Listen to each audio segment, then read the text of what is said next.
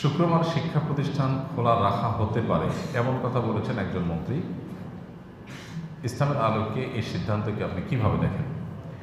দেখুন,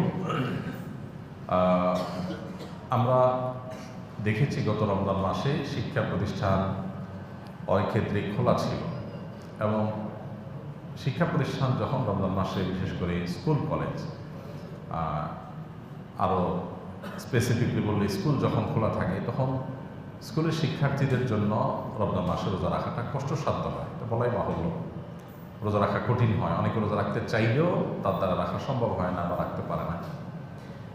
তো আমাদের এই বিষয়গুলো খুব গুরুত্বের সাথে দেখতে হবে যে আমাদের জাতিগত শিক্ষা জাগতিক শিক্ষাটাই কি একমাত্র যথেষ্ট, নাকি জাগতিক শিক্ষার পাশাপাশি আমাদের নৈতিক শিক্ষারও প্রয়োজন আছে। দেশের সাধারণ মানুষের যে ধ্যান ধারণা, সাধারণ মানুষের যে বিশ্বাস, সাধারণ মানুষের যে জীবন আচার, সেটাকে বিশ্লেষণ করলে কি মনে হয় দেশের মানুষ শুধুমাত্র জাগতিক শিক্ষাই চায়, নাকি দিনই ধর্মীয় মূল্যবোধ যেন থাকে, নৈতিক শিক্ষা যেন থাকে, সেটাও মানুষ চায়। এদেশের মানুষের জীবন আচারের দিকে তাকালে দিনের আলো মতো পরিষ্কার। আমরা সবসময় বলি বাংলাদেশের মানুষ ধর্মপ্রাণ, সেটা মুসলমান হোক, হিন্দু হোক, খ্রিস্টান হোক, বৌদ্ধ হোক, সব ধর্মের মানুষ ধর্মপ্রাণ। প্রত্যেকটা ধর্মের মানুষ চায় তার ধর্মের বিধিবিধানগুলো মেনে চলার ন্যূনতম চেষ্টা করতে, তার সন্তানরা সেই দীক্ষায় দীক্ষিত হোক, এটা চায়। অতএব মানুষের এই চাওয়ার প্রতি শ্রদ্ধা থাকা দরকার। তবে শুক্রবার আমি যতটুকু শুনেছি যে শুক্রবার শিক্ষা প্রতিষ্ঠান খোলা রাখা হবে এই সিদ্ধান্ত হয়নি বা এরকম কথা বলা হয়নি। তবে সম্ভবত শিক্ষামন্ত্রী বলেছেন যে প্রয়োজন হলে শুক্রবারও শিক্ষা প্রতিষ্ঠান খোলা রাখবেন, এটা একটা ইঙ্গিত দিয়েছেন তিনি।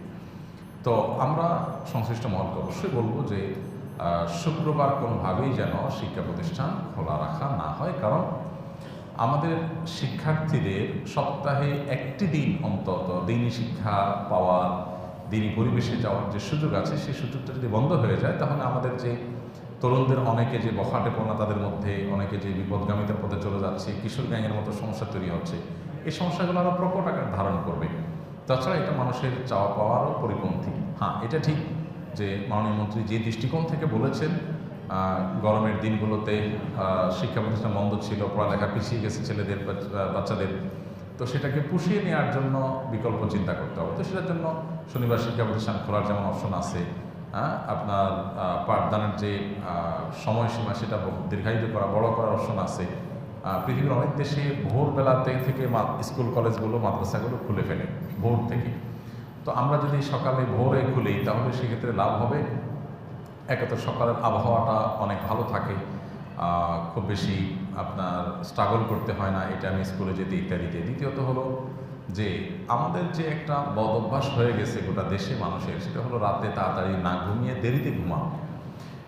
যখন শিক্ষা প্রতিষ্ঠানগুলো খুব আর্লি মর্নিং চালু হবে, ক্লাসগুলো যখন এদিকে আগায় আনা হবে, তখন মানুষ এমনিতেই চাপে পড়ে রাতে তাড়াতাড়ি ঘুমাবে এবং সেটা মানুষের স্বাস্থ্যের জন্য ভালো, সব দিক থেকে ভালো। সকালবেলা মানুষ যে আপনার ফ্রেশনেস অনুভব করে, এটা অন্য কোনো সময় অনুভব করে না। অতএব শিক্ষা প্রতিষ্ঠান যদি কোনো কারণে দেখা যায় যে পড়ালেখা পিছিয়ে আসে, সেটাকে রিকভার করা দরকার, তাহলে তার আরও অনেক বিকল্প আছে, কিন্তু কোনো অবস্থাতে জুমার দিনে হাত দেওয়া ঠিক হবে না।